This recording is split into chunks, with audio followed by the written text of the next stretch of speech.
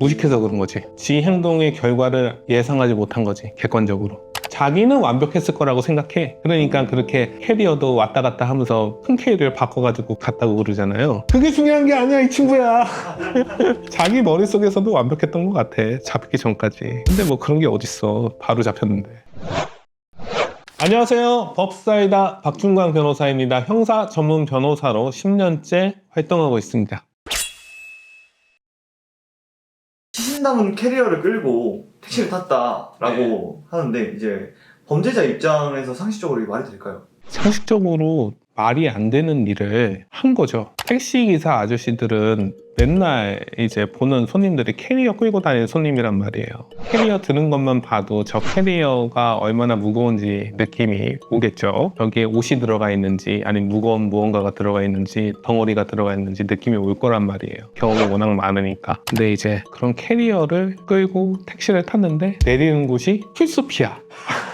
택시기사 아저씨들은 캐리어를 탄 손님들을 주로 어디다가 데려다 주냐면 호텔, 아니면 주거지, 아니면 터미널, 공항 이런 데다가 데려다 주죠. 근데 이제 강변에 내려서 그 캐리어를 들고 풀숲으로 들어갑니다. 그러면 우리 택시기사 아저씨가 무슨 생각을 할까요? 근데 이게 그냥 어려운 생각이 아니거든요. 되게 어색한 거거든요. 누구나 경험이 있으면 알 수 있는 건데, 정유정은 이 생각을 못 한 거예요. 생각이 너무 짧은 거지. 왜? 경험이 부족하니까. 적어도 그렇게 간다고 하더라도 길에서 내렸어야지. 정말 치밀한 사람이라면 길에서 내려서 다른 교통수단으로 갈아타는 척을 했어야지. 그게 치밀한 거지. 여자가 그것도 그런 캐리어를 들고 풀숲에 들어간다는 거는 치밀하고는 전혀 거리가 멀죠. 여러모로 그런 행동을 봤을 때는 생각과 경험이 참 많이 모자라는 사람이다라는 게 그냥 그 행동으로 보입니다. 악마일 수는 있는데 많이 좀 모자란, 경험 없는, 생각이 짧은 악마인 거죠. 언론에서는 정유정의 사이코패스 지수가 이제 강호선보다 높다고 난리였잖아요. 강호선보다 높으니까 거품인 거죠. 사람 한 명 죽였는데 40점 만점짜리 사이코패스 지수가 강호선보다 높다는 게 말이 됩니까? 이게 살인사건에는 기본적으로 들어가는 재범의 위험성을 측정하기 위한 도구거든요. 근데 저는 이거 틀렸다고 생각해요. 이게 왜 들어가는지 저는 이해가 안 돼요. 솔직히 미국은요, 재범의 위험성의 양형에 반영하기 위해서 AI를 만들었고요. 2017년도인가 18년도에 이 AI가 편향성이 있다는 거를 독립 언론이 보도를 해서 퓰리처상을 받았습니다. 근데 우리나라는 진짜 그 고리짝 같은 그 사이코패스 검사인데 왜 사용하는지 저는 모르겠어요. 그거는 시대에 맞지 않습니다. 그거는 수사할 수 있는 자료가 없었을 때 어쩔 수 없이 연쇄살인범의 행동을 패턴화 시켜가지고 미래 예측을 해서 잡기 위해서 만들어진 도구인데 굉장히 편차가 심해요. 평가자에 따라서도 편차가 심하고 평가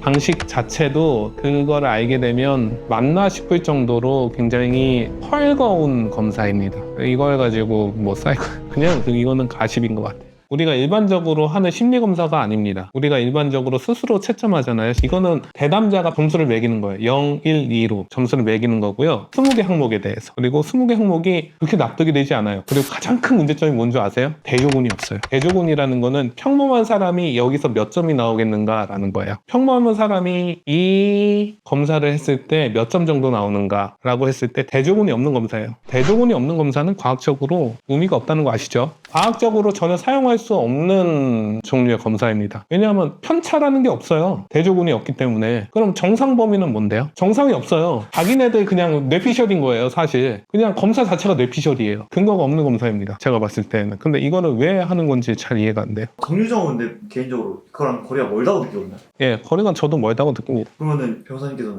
오히려 사회성이 떨어지는 그냥 멍청한 사람이라고밖에 안 보이시나요? 네, 경험이 너무 적죠. 경험이 어느 정도만 있어도 하지 않을 행동을 아무렇지도 않게 했죠. 자기 객관화가 전혀 안 돼 있는 거예요. 있잖아요, 저는 정유정이 택시를 타고 강변에 내려서 풀숲에 들어갔잖아요. 자기 딴에는 자기가 완벽했다고 생각했을 거예요. 자기 딴에는 웃음이 나오죠. 당연한 거예요. 헛웃음이 나오잖아요. 그게 무슨 치밀한 겁니까? 자기 혼자서 치밀하다고 생각하는 거지. 방구석에만 박혀있던 히키코모리가 갑자기 칼을 들고 살인마가 된 케이스라고밖에 안 보이시는 건가요? 네, 뭐 그 정도? 약간 반사회성은 당연히 있겠죠. 통상 여자가 그런 선택을 하는 건 건 굉장히 드문데 없는 건 아니에요. 해외 사례를 봤을 때 굉장히 끔찍한 범죄를 드물지만 저지르죠, 여자들도. 근데 이제 남자에 비해서는 수가 굉장히 적은데 정장이 거기 들어가는 것이 아닌가. 그럼 감옥 가서는 좀 어떤가요? 그냥 잘 살고 있다는 기사를 본 적이 있는데 저는 솔직히 그닥 납득이 안 돼요. 그 친구는요, 무기징역 받았어요. 그것도 20대 초반에. 20대라는 거는요, 남녀를 떠나서 가장 밝게 빛나는 그 시기거든요. 그 시기를 감옥에서 그냥 보내는 거예요. 자기가 한 행동의 결과를 전혀 모르는 거예요. 자기가 감당해야 될 대가가 어느 정도인지 감도 못 잡는 거예요. 내가 이 20대를 감옥에서 다 보내야 된다고 생각하면 일반적인 사람의 반응은 어떨까요? 하루하루 절망해, 하루하루가 후회.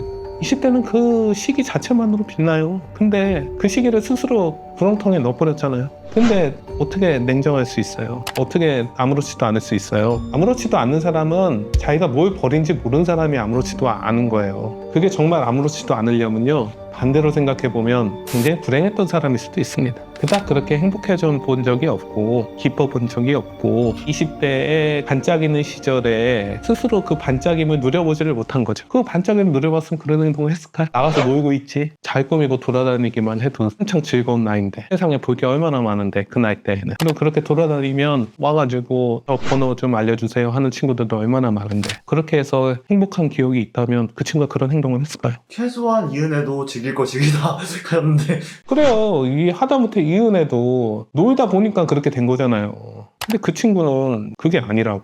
딱한 인생이지, 지가 뭘 버렸는지도 모르는 것 같아. 반대로 생각해보면 잡히고 싶어서 그런 거 아닌가라는 생각도. 잡히고 싶어가지고 그렇게 행동했을 리가 없죠. 그 나이 때 아가씨가, 나는 일반적으로 생각해봤을 때. 그러면 누구나 알 법한 서사가 있을 거예요. 분노 가득한, 정말 어떻게 저럴 수 있을까 할 만한 뭔가 서사가 있을 거예요. 하지만 그럼에도 불구하고 우린 널 처벌해야 된다 라는 서사가 나왔겠죠. 근데 그런 거는 아니잖아. 이상하게 서사가 없어요. 희한하게 서사가 없어. 이것도 굉장히 언론에 대서 특별히 된 사건이잖아요. 이런 사건들의 특징은 뭔가 뜯어먹을 만한 게 있으면 기사화 시켜버리거든요, 수사기관에서. 근데 정유정은 그럴 만한 게 없잖아요. 뜯어먹을 게 없다는 거지. 그냥 없는 거야. 빈곤한 거지. 이은혜 보세요. 다 알잖아, 전 국민이. 강호순 보세요. 다 알잖아. 유영철 보세요. 다 알잖아. 왜? 다 기사가 됐으니까. 근데 이 친구는 그 전에 어떻게 살았는지 기사가 안 돼 있어요. 다 서사가 있어요. 이 친구는 서사가 없어.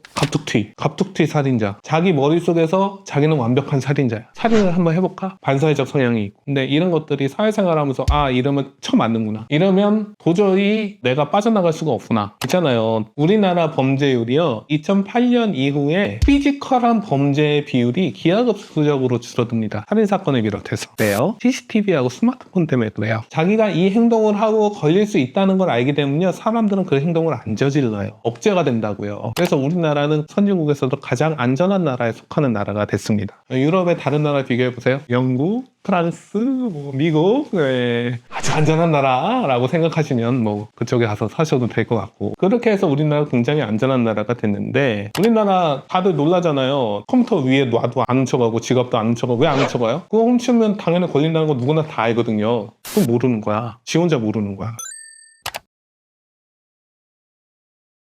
그러면 이제 변호사님께서 현장에서 보시기에 이런 은둔형 외톨이들의 묻지마 범죄가 앞으로 더 늘어날 것 같으신가요? 네, 우리나라도 은둔형 외톨이들이 점점 증가하는 추세고요. 지금 정유정뿐만이 아니라 특히 이제 남성 은둔형 외톨이 범죄가 서구에서는 굉장히 큰 문제가 되고 있죠. 로운 울프라고 해가지고 우리나라도 몇 년 전서부터 진짜 불특정 다수에게 흉기를 휘둘러가지고 상처를 입히거나 불을 지르거나 이렇게 해가지고 문제가 되고 있는데, 문제가 계속 발생할 거라고 봅니다.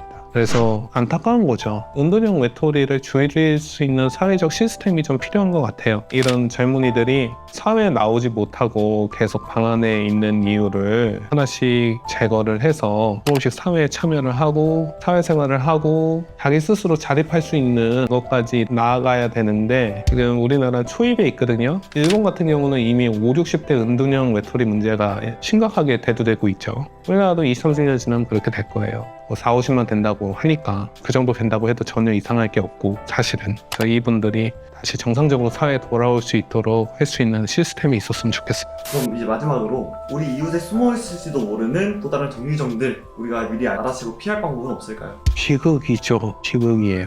근데 이런 사건들은 방 안에 숨어 있다가 나오는 사건들이기 때문에 알 수 있는 방법이 저로서는 생각하기가 어렵네요. 갑작스러운 사건들이라서. 작정하고 그렇게 악의를 가지고 있는 사람이 접근했을 때 어떻게 막을 수 있을까요? 굉장히 어려운 일 같습니다.